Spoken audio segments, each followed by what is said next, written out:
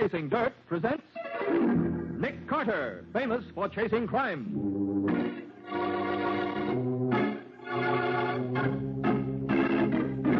Every week at this time, two great names are joined as new post-war Old Dutch cleanser brings you one of the most resourceful and daring characters in all detective fiction, Nick Carter, Master Detective.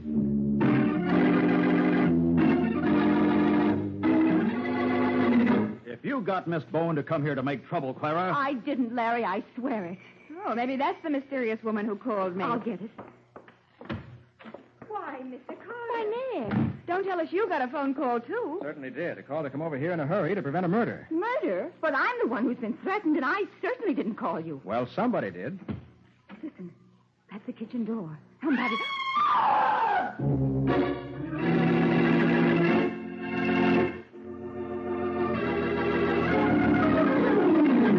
And now, the case of the substitute slayer. Today's adventure starring Lon Clark as Nick Carter, brought to you by new post-war Old Dutch cleanser. It's mid-morning as an overly dressed woman in her middle 30s sits stiffly in Nick Carter's office. I suppose you've heard of me, Mr. Carter. I'm Clara Corbin. Miss Corbin's a writer, Nick. She writes soap operas for the radio. You know, serials. Thrilling real-life drama. The solutions to the problems that confront every woman. Oh, I see. But doesn't it get a little tiresome, Miss Corbin? Oh, heavens, no. Well, what can I do for you? Mr. Carter, the plot of one of my shows is actually happening in real life. Really? Here, read this note. Clara Corbin, if you don't stop writing about Larry and me, I'll kill you. You got this note through the mail? Yes, and here's another one. Clara Corbin, take me out of your script if you want to keep on writing. Sounds like the work of a crank, if you ask me. Mr. Carter, I don't suppose you've ever heard my radio serial, My Sister's Husband. Why, no, I haven't. Well, I don't dare let this out publicly. But my serial, My Sister's Husband, is based on the real lives of real people. Even so, I don't see how... You will. My younger sister's married to Larry Harris, a reasonably successful man. They're a typical middle-class couple. Oh, then the reference in one of those notes to Larry... It refers to Larry Harris, of course. Uh-huh. But where do I come in? Well, everything that happens to Sue and Larry goes into the show. If they have a misunderstanding, the characters in the show have a misunderstanding. But actually, Sue and Larry lead rather prosaic lives, and the serial needs conflict and excitement, so I have to make up some of the plot myself. I see. Go on. Well, right now, the show is getting its excitement from a triangle. There's another woman. But this triangle in your serial isn't based on actual facts, is it? Well, I didn't think so when I began writing the present series of episodes, Mr. Carter. But I'm not so sure anymore. Then you think the other woman in a real-life triangle is sending you the threatening notes? I don't know what else to think. Well, Miss Corbin, is there really any mix-up in your sister's marriage? Why, if I'd even suspected any such thing, I wouldn't have dreamed of using it in my show. Of course not. But if there is another woman, and she is responsible for the threatening notes I've been getting... Oh, I'm afraid, Mr. Carter. She hates me, and she intends to kill me. Well, couldn't you stop writing this particular plot? Oh, no. The plot's been approved by the sponsor, and the scripts are in for 3 weeks in advance. I can't do a thing about it.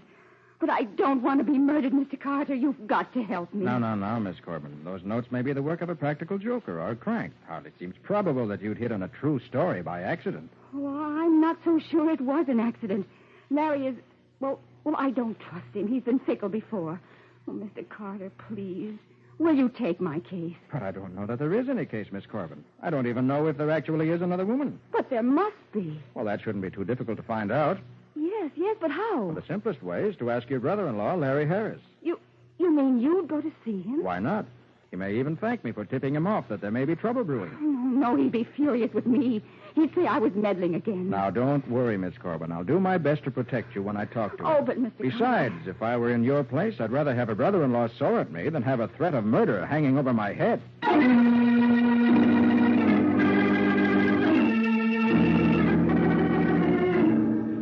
Now, Carter, what the devil is all this about? Mr. Harris, it's about some notes that contain threats of murder.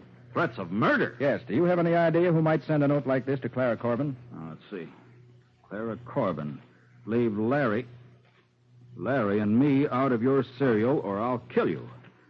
Is this another one of Clara's little tricks? I don't think so, Mr. Harris. Why would she hire me if it were? You don't know Clara very well. I take it you don't like your sister-in-law. That's a real understatement. How would you like it if your whole private life was paraded in public? No better than you do, Mr. Harris, but I don't like murder either. Murder? This isn't murder. This is, well, it's... Yes, what is it? Why, it's a joke of some kind. Murder's not a good subject for jokes. It is with Clara Corbin, and it couldn't happen to a nicer person. Look, Mr. Harris, I'm going to be frank with you. If there is another woman in your life besides your wife, these letters may get you into a lot of trouble. That wouldn't worry Clara. But it should worry you. Now, I'm not interested in your personal affairs. But is there another woman? Certainly not. I threatened to sue Clara for libel once, and if she keeps this up, I'll do it. But if you aren't involved with another woman, then her story hardly applies to you, does it? That doesn't make any difference. Whether it applies to me or not, it can still hurt me plenty. But how? Outsiders don't know that the story is based on your life. But, Mr. Carter, I think I've given you quite enough of my time. You might as well go back to your office and charge this interview up to wasted time. All right, Mr. Harris, I'll go back to my office. But I won't admit I've wasted any time. Not yet.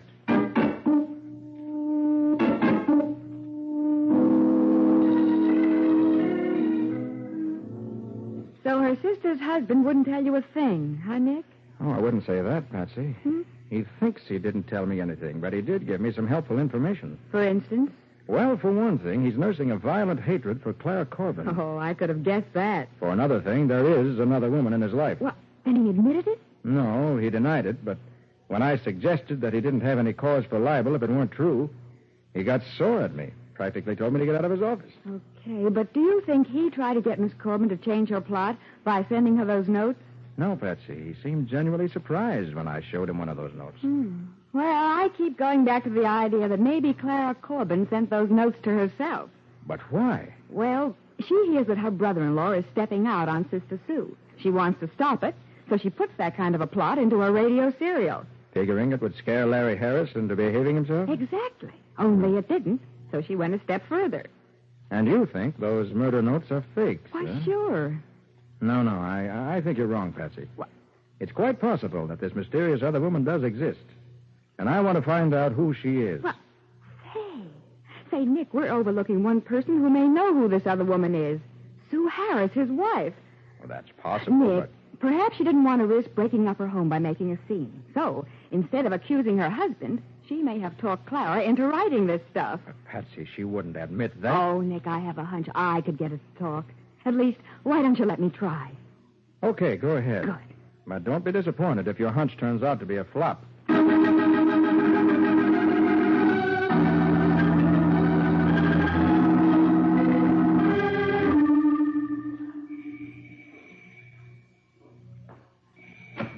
Hello, Are you the woman who called herself Miss Bowen and claimed to be working for a detective? Yes, I'm Patsy Bowen. And if you're Miss Harris... My husband was furious when I told him I'd agree to talk to you.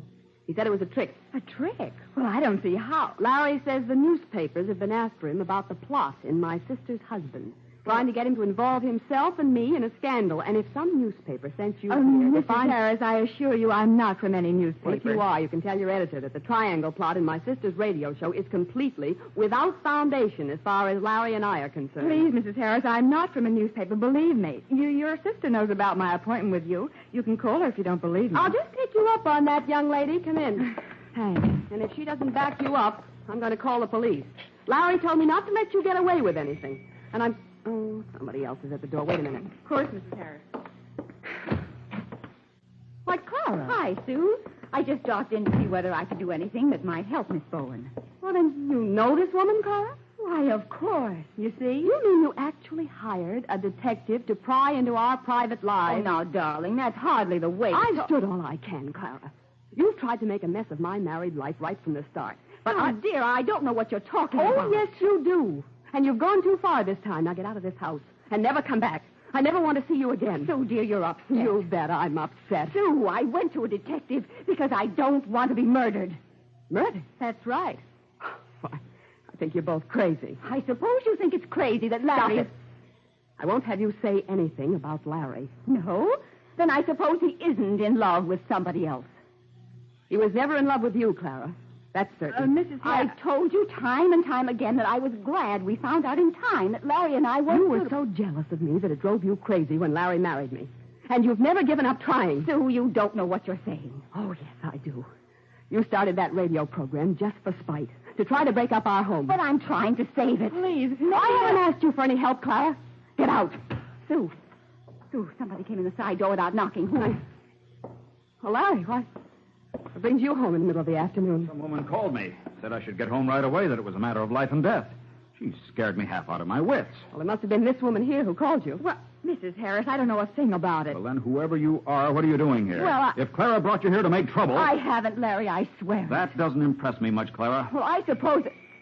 Maybe that's the woman who called you. Well, I'll go see who it is right away. Why, Nick, Mr. Carter, what? What's going on here, anyway? Well, don't tell us you got a phone call, too. Certainly did. Some woman said I'd have to hurry if I wanted to prevent a murder. Murder? But I'm the one who's been threatened, and I certainly didn't call you. Well, somebody called me. Listen. Somebody just opened the kitchen door. Somebody must have come in without knocking. But who would come in? Good. What the? Come on in the kitchen. Hurry. Oh, great Scott. What? Connie Barton. Is she dead? I'll tell you in a minute. Mrs. Harris, who's Connie Barton? Why, she's Larry's secretary. Larry, how in the world did I she... don't know anything about it, Sue. Oh, Mr. Carter, is she... Yes, she's dead. Oh, dear. What's more, I'm afraid the murderers had time to get away. See anybody? No. Murderer must have figured we'd be stopped a few seconds when we saw the body. Oh, but murder. How did you know it was... From the scratch on her face, I'd say she died from a hypo-injection of some quick-acting poison. And I don't want anybody to leave this room. Oh, really The now? police will want to find the hypodermic needle. And I don't intend to give anyone here a chance to get rid of it. Oh, but none of us could have killed her. We were all in the living room. Mrs. Harris, did you know this? Connie Barton. Why, yes. Not well, but I Oh, knew of course Sue knew her. Connie Barton was my private secretary. That's one way of putting it. Now, see here, Clara, if you think There's that you can... no use trying to bluff, Larry. Clara, I've stood all I'm going to. You want the truth, don't you, Mr. Carter? I do. Well, Connie Barton was the other woman in my radio show.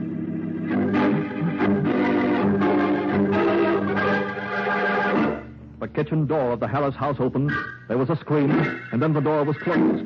The number one question now in Nick Carter's mind is, who killed Connie Barton? In just a moment, we'll see what happens next.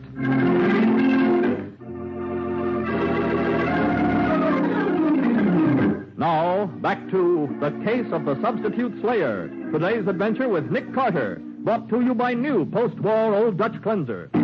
It's now some time later. The scene is Larry Harris's private office, and Nick Carter has just come in.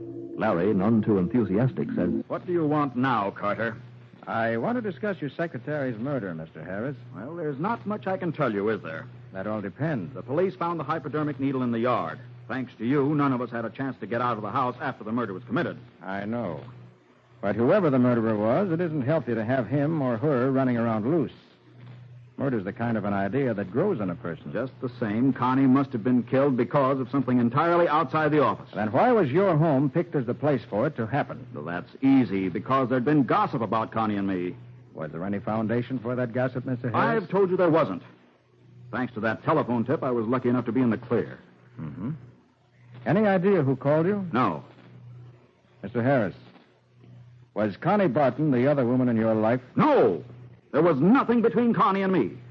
You think it was Connie who threatened your sister-in-law's life? I've been wondering. Was she angry about the plot and my sister's husband? How could she help but be? I suppose she discussed it with you. Yes. Yes, she was in a spot. She didn't dare bring any legal action against Clara because that would dignify the whole mess. She wanted to quit her job on account of it. I wouldn't let her.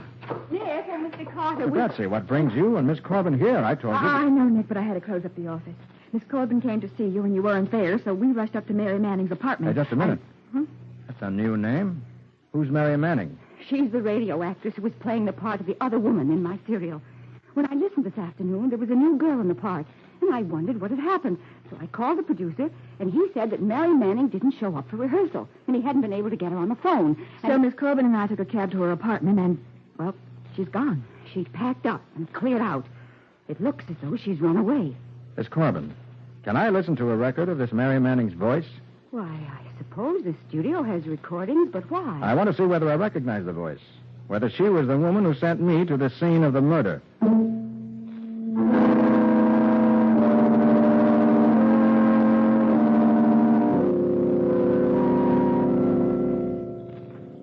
I can't understand it, Mr. Carter. You insist you recognize Mary Manning's voice from the record at the studio. And Larry said the same thing before we left him, but... There's not the slightest doubt of it, Miss Corbin. Why was Mary Manning playing the particular role you gave her? I? You think I cast the shows? Why, I have nothing to do with it. The producer... I talked to the producer, Nick, Mr. Weller. He backs Miss Corbin up on that. All right, then. What do you know about Mary Manning? Why, nothing. I've seen her around the studios, that's all. Did you find out anything about her, Patsy, when you talked to the radio producer? Practically nothing. I don't suppose Mr. Weller knew whether Miss Manning knew Larry or Sue Harris. No, I asked just to be sure, but he didn't. I still think there must have been some reason why she was picked to play the role of the other woman in that serial. Only because the producer evidently thought that she was capable of doing a good job. And she was. Miss Corbin, I think I'll go have a little talk with the producer of your show. Oh, Mr. Carter, my living depends on getting along with radio producers, and I won't have you making any more trouble. I'm not trying to make trouble for you, Miss Corbin, but at the moment I'm trying to run down a murderer. And I'd like to do it before anybody else gets killed. You and Patsy wait here for me. Right, Nick. Well, of all the... I won't have it. He's not going to jeopardize my show. Oh, now, look, Miss Corbin. Let me get at that phone. Oh, Miss Corbin, if you're going to call the It's producer... none of your business whom I call. Well, just the same. Miss Bowen, I told you that... Hello? What? Give me Mr. Weller's office right away. Yes, and please hurry. I've got an idea, Miss Corbin. Hello, Sarah. Yes, this is Miss Corbin. Now, look. A detective's on his way to the studio to talk to Mr. Weller. He'll ask all kinds of questions and tell him anything you want to, but don't let him see Mr. Weller. Now, look here. If you do, Sarah, it will cost you your job. Goodbye. Miss Corbin, you killed Connie Barton. I killed? Don't you even dare say such a thing. But you did, and you're also afraid to let Nick find out how Mary Manning got into the cast of your show. That's a lie. Oh, no, it's not. She was working with you. And I'm going to phone the producer of your show right now. You're not going to keep Nick from talking to him. You put down that phone. I will not. You put it down. Oh, so you want to fight, do you? Well, ouch. Why, Drop that phone. Drop it, you. All right, I'll drop it right on your head. Okay, Miss Corbin. I hated to knock you out, but you had it coming. Now maybe I can make my phone call without any interruptions.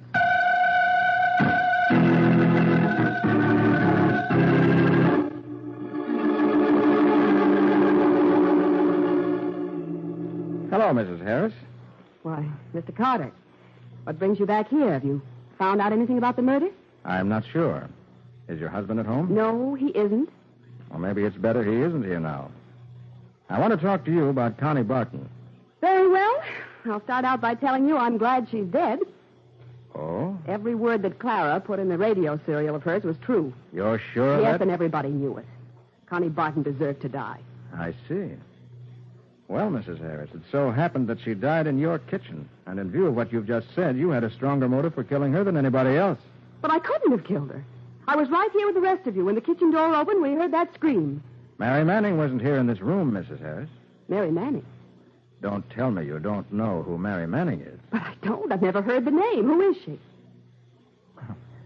You know, I believe you're telling the truth. Well, of course I am. Who is she? She's the person who's going to catch the killer. What? Larry. Carter, what the devil are you doing here? Asking your wife a few questions, Harris.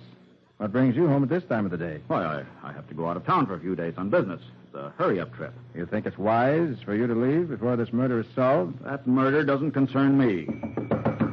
Somebody at the door, Larry. Okay, I'll get it. Larry. Your hair, your face. What's happened to you? Miss Bowen tried to kill me so that I couldn't leave this man's office. Miss Corbin, you're... But I pretended to be unconscious until I saw my chance to get away from her. Then I got a cab. You didn't get away from her, Miss Corbin. She's getting out of another cab at the curb right now. But why should she try to keep Clara in your office, Carter? Great Scott. Does she think Clara is the killer? Oh, Nick. Nick, she tried to get away after I discovered she was the killer. Hold on, Patsy. Hold on. Are you sure Miss Corbin's the killer? That girl's mad. Miss Corbin, I want to know one thing.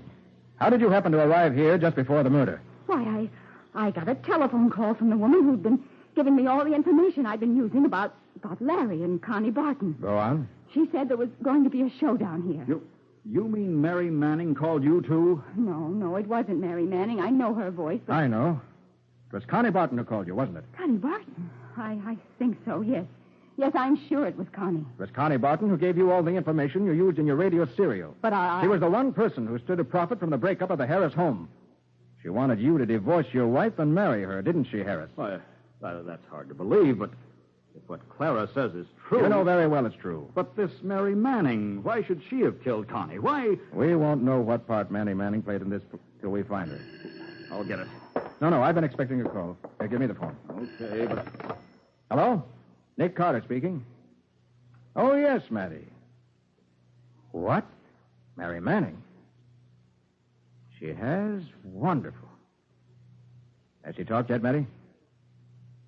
She has, huh? Fine. I don't blame her for asking to be placed in protective custody. No, I won't need any help, Matty. Thanks. Goodbye. You'll need a lot of help, Carter. Nick, you've got a gun. I'm afraid I'll have to use it, too, Miss Bowen. I don't intend to be arrested. Larry Harris holds a revolver to Nick Carter's head as he removes Nick's gun from its holster. We'll see what happens in just a moment.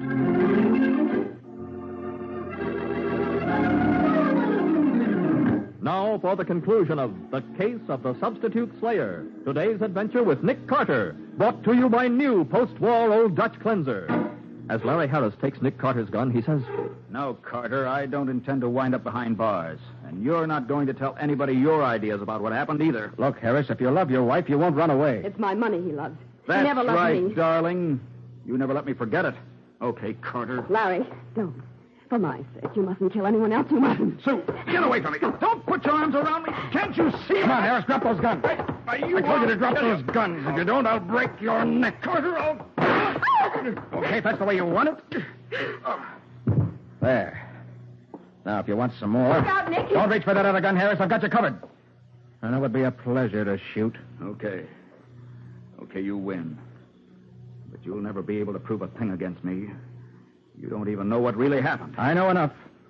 I know for one thing that your secretary was trying to force you to divorce your wife and marry her. The whole mess was her fault. You mean that Connie Barton sent me those threatening notes? Yes. She wanted to stir things up. That still doesn't prove I killed Connie. The proof you killed her, Harris, is the positive identification of the druggist who sold you the poison she was killed with. That's a lie. I got it from a doctor, and even he doesn't know that I... Oh. So you stole it from a doctor, huh? Thanks, Harris. All right. Yes, I stole it from a doctor. You win again. I suppose you also told the actress, Mary Manning, that you wanted her as a witness in a scheme to sue Clara Corbin. No. I told her Clara was framing a little scene at my house as a publicity gag for the show. Did she come here to the house with you and your secretary? Yes. But I had her call you first. Then the three of us, Connie, Mary Manning, and I, all drove out here together. Didn't Connie Barton suspect anything? Sure. But I told her we wanted an outside witness. But when did you kill Connie? While Miss Bowen was ringing the doorbell, I told Connie she was to hide in the kitchen until everybody was here. Then I sneaked her in to show her where to hide, and, well, it was quiet and simple. I don't suppose she ever knew what happened to her. No. Then I tiptoed out and told Mary Manning she wasn't to come into the kitchen to listen until after everybody had arrived. It was a cute trick. You thought we'd catch her when we discovered the body and screamed, and that she'd take the rap for Connie's murder. Yes. If you didn't catch her, I was in the clear. And if you did, nothing she could have said would have helped her much. I would have insisted I didn't know her. It was just my bad luck she got to the police before I found her. Suppose you planned to kill her, too. Of course, I had to. Now that she's told the police all she knows... But she hasn't, Mr. Harris. What? Well, that's a phone call. That call was for your wife. And the magazine salesman who called her must think I'm crazy. Why, you... I had to know who'd be afraid to have Mary Manning found. So I fall for a trick like that. I even fall for it when my wife throws her arms around me so that you can grab the guns. But, Mrs. Harris, did you do that deliberately so that Nick could stop your husband? Don't answer that question, Mrs. Harris. I'd rather not know. But thanks just the same.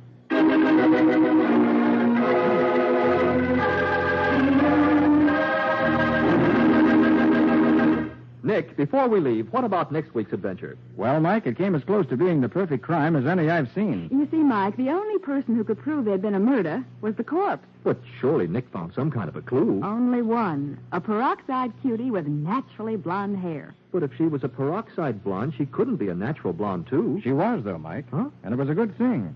Because trying to explain that fact was the only way to solve the murder. Well, what do you call the adventure, Nick? I call it the case of the unwanted wife.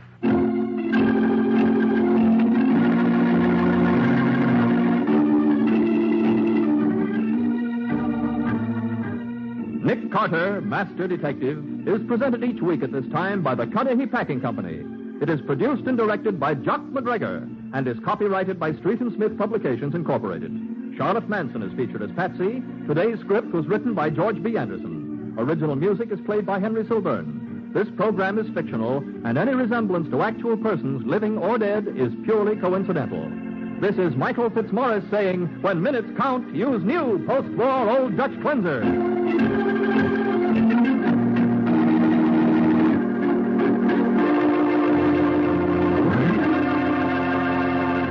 This is the Mutual Broadcasting System.